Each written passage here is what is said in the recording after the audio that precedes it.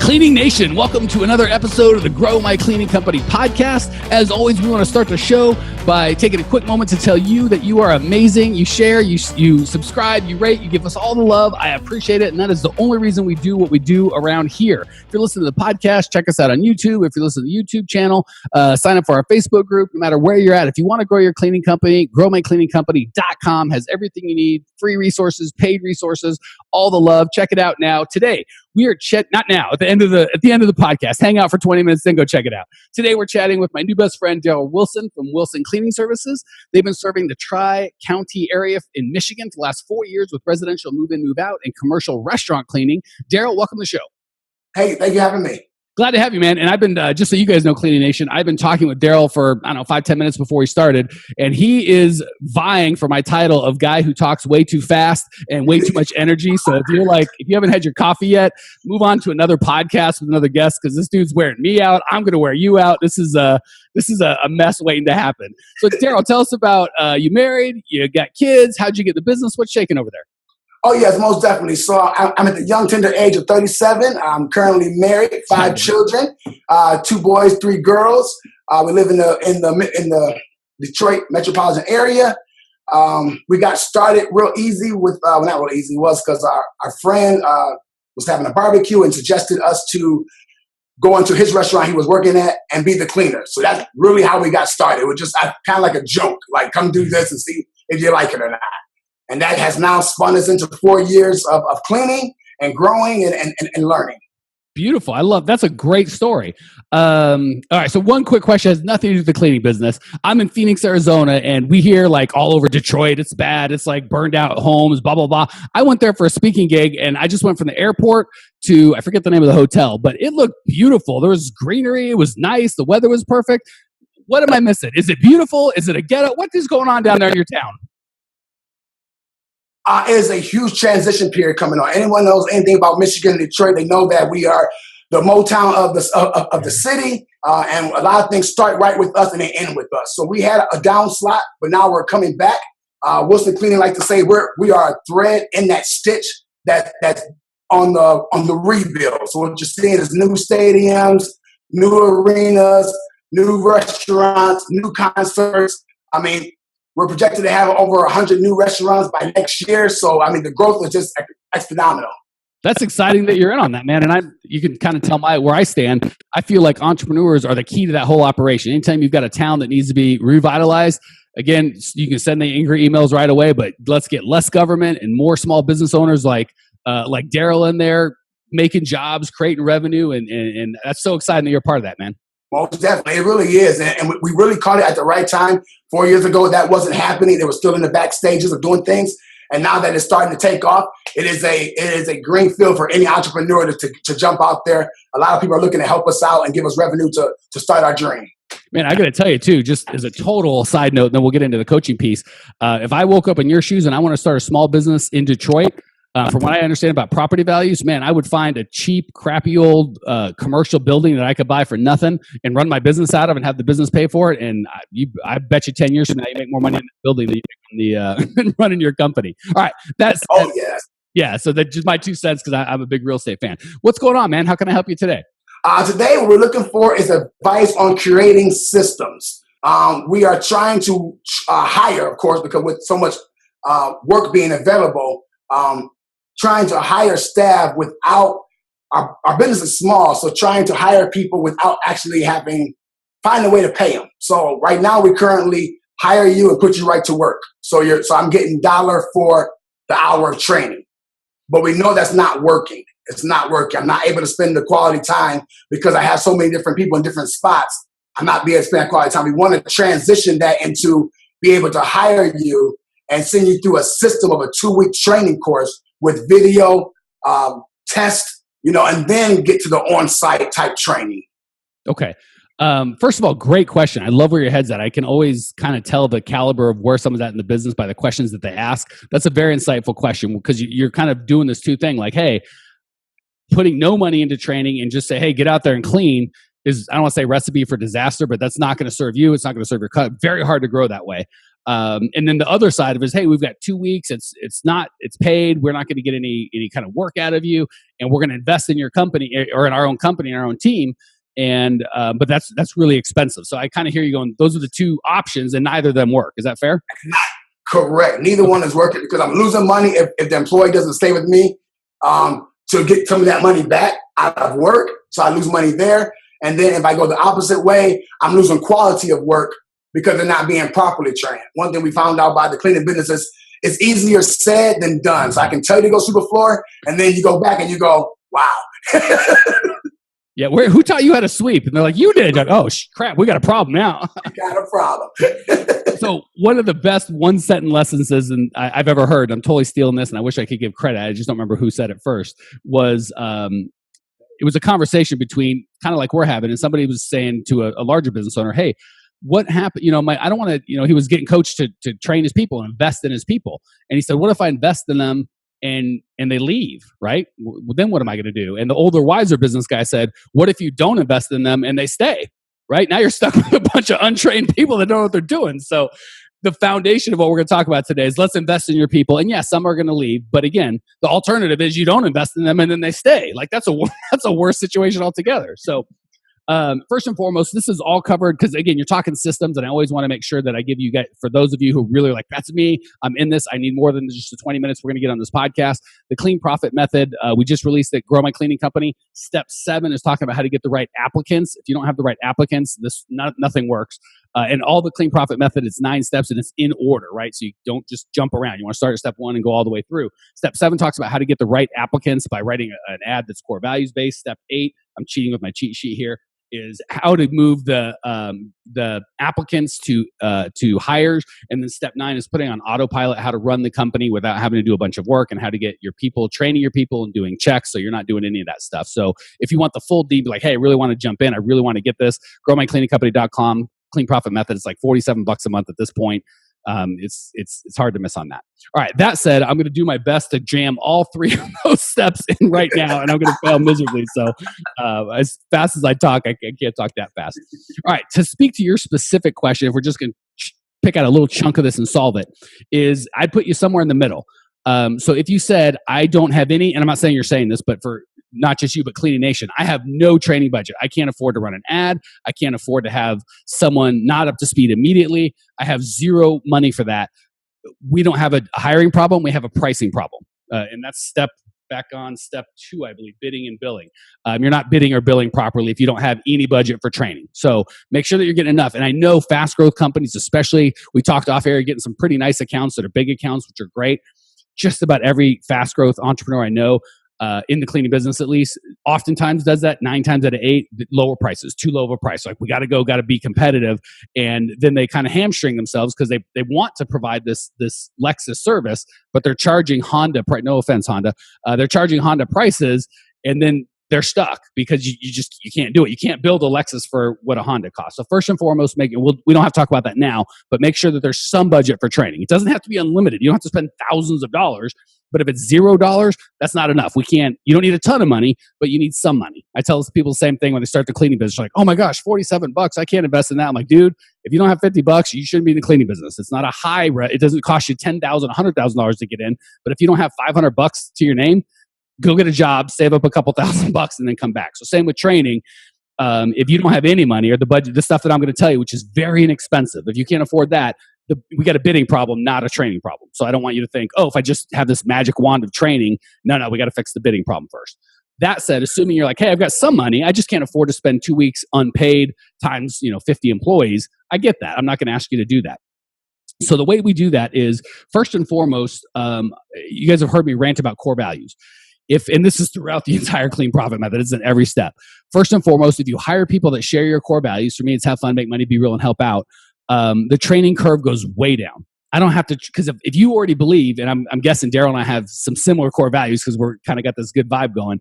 If Darrell's all about having fun, making money, helping out, and being real, I don't have to train him a lot of stuff, right? I don't have to say, hey, here's how you introduce yourself to a customer. Because Darrell's going to be like, well, I want to have fun. I want to be real. I want to make money. Well, what would that person look like saying hi to a customer, right? He's not going to be like, hi, I'm Darrell. What do you want? That's not any of those things. He's like, hey, it's me. What's going on? How can we clean? We're excited to help. So matching core values is going to cut your training curve in half, because you don't have to train them on every single possible outcome, right? If I'm all about making money and you tell me to go sweep a floor and I half-ass it, that's not helping out. I guess it's being real if I'm a loser. It's not fun to have you yell at me and me do a crappy job, and I ain't making me money. I'm not making a company money. I'm not making our customer money. So I'm just violating all of the core values. If you hire someone that has the right core values, they're going to know how to sweep a floor. So first and foremost, just like if you have no training budget, it's not a training problem. It's a bidding problem. If you have to train every single little step and you're just fighting people tooth and nail to get anywhere, it's not a training problem. It's a hiring problem. We're not hiring the right people. We're hiring people that don't have a core values match. So I'm going to assume you've got a little bit of a training budget, and we're hiring people that have your core values, right? These aren't losers that you're trying. Because if you're not about having fun or making money or being real, I can beat you, I can yell at you, I can scream at you, I can threaten you. Nothing's going to change. I can't make you be someone other than Darryl. That doesn't mean you're a bad person, just means you're a bad fit for me. You should work somewhere else. But if you do have those things, I hardly have to do anything because you're going to go about every task, having fun, making money, being real, and helping out. So first and foremost, make sure you've got a little budget. That's in bidding. Second, make sure you've got a core values match in the hire. That's in hiring, which is, again, step 7 in the clean profit method. Once you do that, now let's talk about the nitty gritty of, okay, fine, I've got a little bit of budget. I've got someone that matches my core values. If those two things are fit, now we can address the training issue, but not until then. So assuming you and everyone listening has got those things handled, the next thing that you want to do is, first of all, I always pay for training, and the training is on site. Okay. So I'm not expecting, so say I'm going to pay, I'd like to get people trained in like 3 days, right? We're not splitting the atom here. And 80% of that training is core values. It's not a lot about this is how we fill a mop bucket and this is how we empty it. I mean, that's included. But again, if a guy's all about being real, having fun, making money, and helping out, he's probably going to fill a mop bucket the way I want the mop bucket filled. So 2-3 days, they get paid for that training, and I'm figuring I'm going to get half work out of them, right? So they're not going to do nothing. They're going to be on-site learning, but they're not going to be a full-fledged employee. So the budget shouldn't be, hey, I need 2 weeks of no pay or a full pay and no clean. And it shouldn't be, I need 0 minutes of, you should be expected to know exactly what you're doing right off the bat. Either one of those extremes is going to hurt you. I'm right in the middle of, hey, for the first week, I'm going to pay and again, I don't like training for, I don't even like I like my employees on the, either way, 25 to like 30 hours. I don't like full-time cleaning employees. They get burnt out and they leave. Like 1 in 10 can actually crank out 40, 50 hours a week and loves it, but 9 out of 10 will quit and you'll burn them out. So for a full-fledged work week, even on the commercial side, I'd rather have a 25, 30-hour schedule, okay? So for a training week, I'm looking for a 15 to 20-hour schedule, right? We want to ease them in. We don't want to burn them out. So week 1, I'm okay if I pay 15, 20 hours of training and maybe I get 10 hours worth of work, maybe less, right? Okay. So we're not looking to get 0 work. Like, hey, you don't have to do nothing. You're not responsible for anything. I'm just going to pay you. We're going to have fun. That's unnecessary, right? If you're doing a $100,000 a year administrative executive, he might spend 2 months learning the business and not really contribute anything. And we expect that. At this level of just cleaning, you should be able to clean today, right? Whoever you hired has cleaned something at some point. He's not totally helpless like a broom. I've never heard of it, right? So what we're looking to do is mitigate, right? We understand there's going to be some expenses with the cleaning, but we expect to get something done. So right off the bat, there's hey, this is your job, and maybe, for a smaller job, this should be you and a partner 4 hours. You're just going to work 2 or 3 hours, and your partner's going to do most of the work. We're going to have 2 people in there, so I'm going to get a little work out of you, but not much.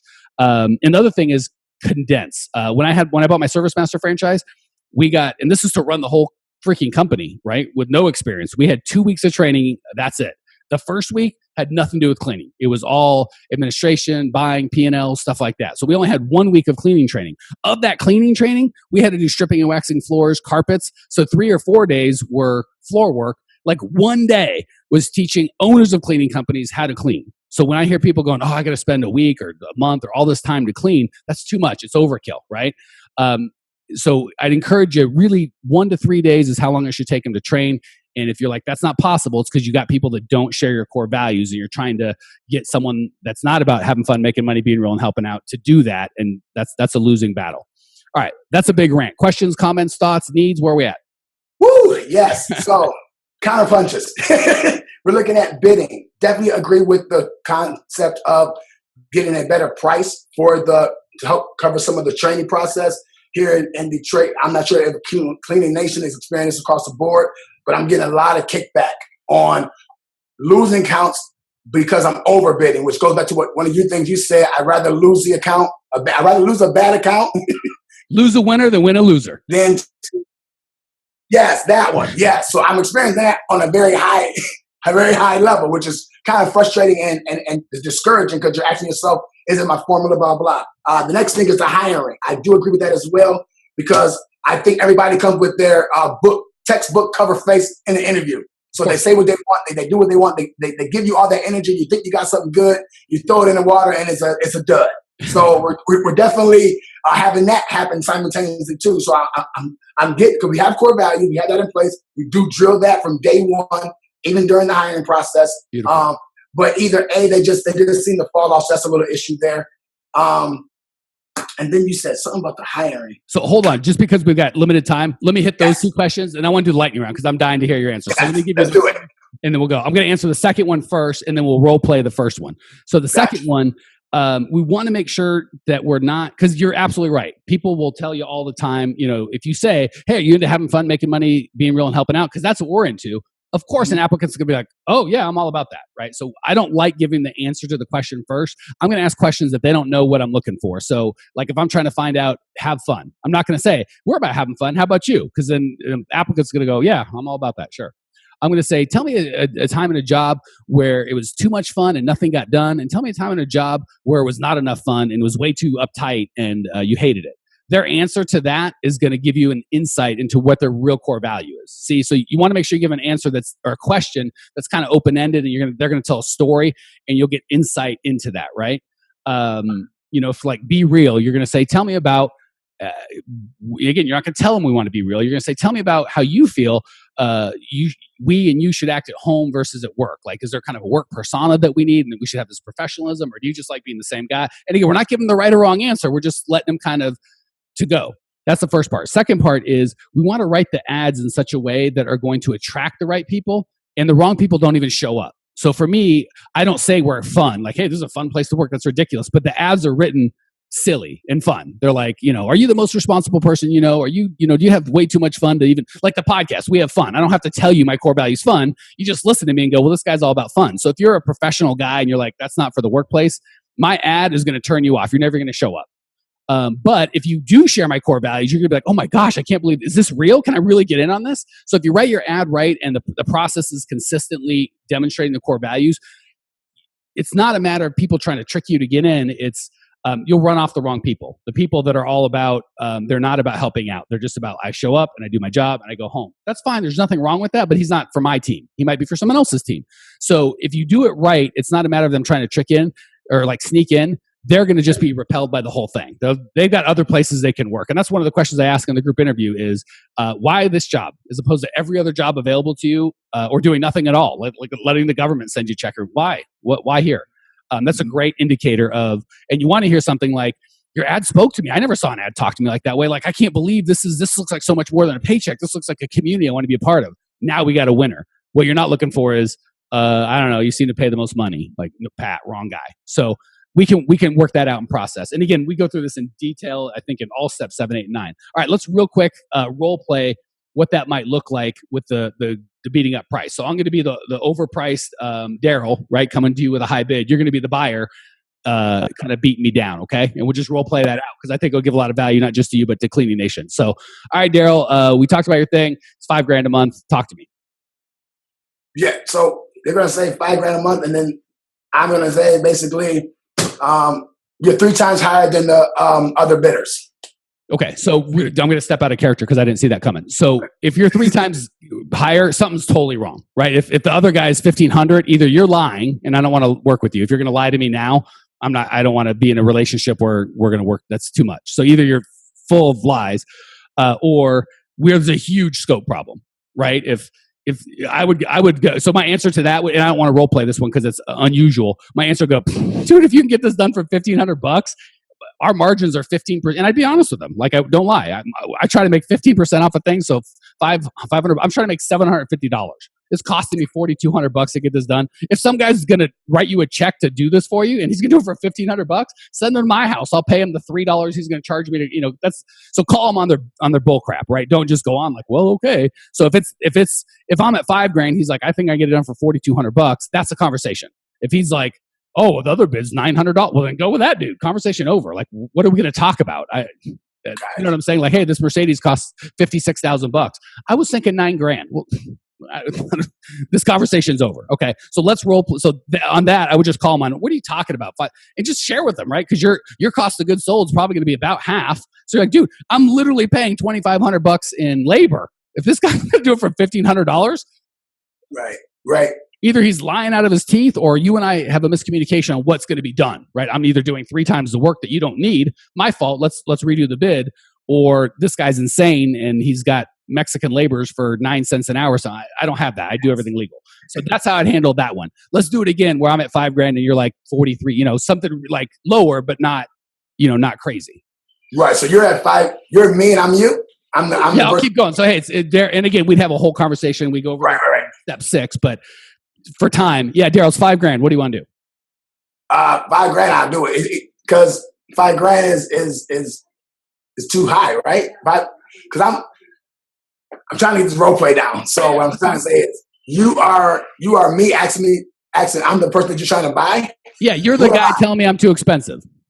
Oh yes, $5,000. That's way too high. I was thinking more around 27. Okay, so again, that would still be the same conversation. If they're way off like that, I'm not going to even countenance that, right? Okay. So you say like 43 then, 44. Yes, whatever. Anywhere that's like, okay, we can at least have a conversation, right? Like if I'm trying to sell you my used pickup truck for $5,000, you're like, how about $800? I'm throwing you out. If you're like, how about 4,500? Well, now we'll have a conversation, right? So exactly. I say $5,000, you say 43, 40, whatever. Less money. And if you won't tell me, you're just like, that's too high. Well, what are you thinking?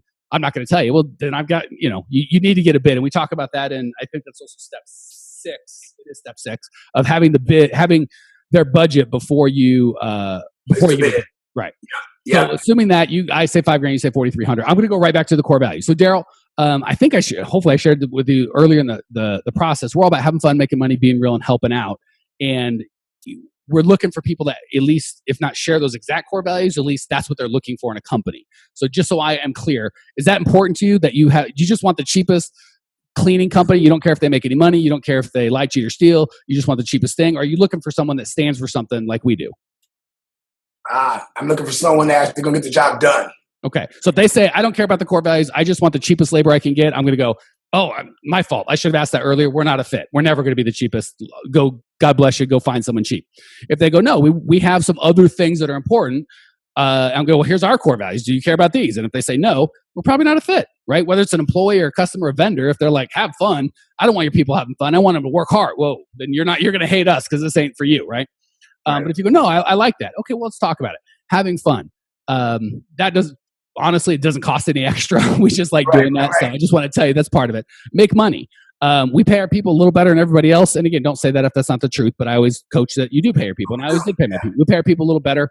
And quite frankly, we want to make 15%. So off this $5,000 deal, to manage this whole thing, take all of the risk, make sure you've got 12 and 100 hours of whatever, all this, make sure all this spins. I want $750. If you're saying that's unfair, I'm not your guy. If you think, well, I could for $4,500, he can do it for $250 in profit. Not for me. And we want you to make money, and I want my people to make money. So that's, if you want to deal with someone with these core values, that's what it costs. We talked about having fun. We talked about making money. I'm being real with you right now.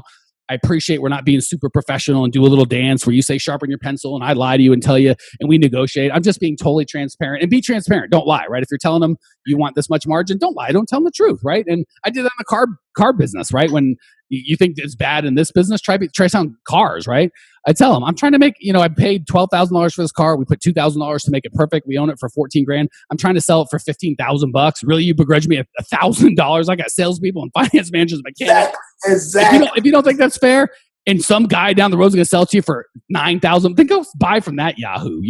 Come on. So I just the cool thing is you're not trying to screw people. You're looking for a fair profit. So you're like, is $750 a month unfair for me and my family to do all this work? And if they go, yeah, it's unfair, I'd like you to take less, I'm not dealing with you. Get out of here. You're not my customer. And then I'd go, and then help out, right? We do some extra things that might cost a little money. We do charity. We want to help you out. We have events where we serve the community, and that costs a little bit extra money. So that's where we came up with our price. If you're into having fun, making money, helping out, and being real, I think we can work together. And if it's $100 off or something, we'll sort something out. But if you need $800 and I got to do this thing for free or for very little margin, so we can't have fun because no one's getting paid, we can't make any money because we're not getting paid. I'm being real by right now by telling you we're not making any money and we can't help out or whatever. You know, if we can't do it, it's not a fit. So that's how I'd attack that. Does that help out? That does greatly. Yes. Cool. Beautiful. All right. I love the role plays because it kind of gives you an opportunity. And of course, before you go to a sales call where you know someone's going to tell you it's too expensive, play this podcast on the way and kind of get your head straight. All right. Enough of me talking, man. Let's give you the opportunity. I know you've got some good stuff. I'm going to hit the lightning round. 3 quick questions, 3 amazing Darrell answers. Question number 1, what's the best piece of advice you've ever received? Best piece of advice I ever received is to read books. Who's going to argue with that? Crazy people. That's who. Biggest mistake you made in the cleaning business? I'm dying to hear that because I bet you've made some whoppers, buddy. Oh, I have made some whoppers, but I think the biggest one was overloading my plate. I went 10x. Wait, that could be good, but that can kick you right in the gut too. It can kick you in the I said gut. We're gonna stay nice here. Yeah, you guys do with that what you want, Cleaning Nation. All right, last question. What's one idea listeners, Cleaning Nation, can put into practice right away? As soon as this podcast is over, they can implement. Easy to implement, could be big or small, doesn't matter. That'll make their lives or their business just a little bit better. I would say creating systems based on the book Extreme Ownership by Jocko Willink. I have not, rarely does one of my listeners give me a book I haven't heard. So I'm going to try and put a link to that in the show notes page. So if you guys want to get it, you can go get it. And I love that you're consistent. Your first thing was read more books. Your last thing was read this book. So Cleaning Nation, I have not read that book, but I like Darrell. And if he says it's good, I'm going to take his word for it. Go check that out. Darrell, thanks for joining us. Your vibe, your energy is contagious, man. You got me fired up. I'm digging it. I know the Clean Nation is digging it. Clean Nation, if you want to check out Darrell's show notes page, get the link to the book, get everything. If you want Clean Profit Method, all the crap that we talked about is all at growmycleaningcompany.com. Check it out now. I'll see you there. Congratulations! You are now 16% smarter. Still can't get enough cleaning goodness? Go to www.growmycleaningcompany.com for more of the good stuff. Ever want to be rich and famous? Owners of cleaning companies, as well as industry experts, can apply to be featured on the show by emailing our producer Natalie at support@growmycleaningcompany.com. Until then, don't miss out on all the latest cleaning industry lovin' at www.growmycleaningcompany.com. Check it out now.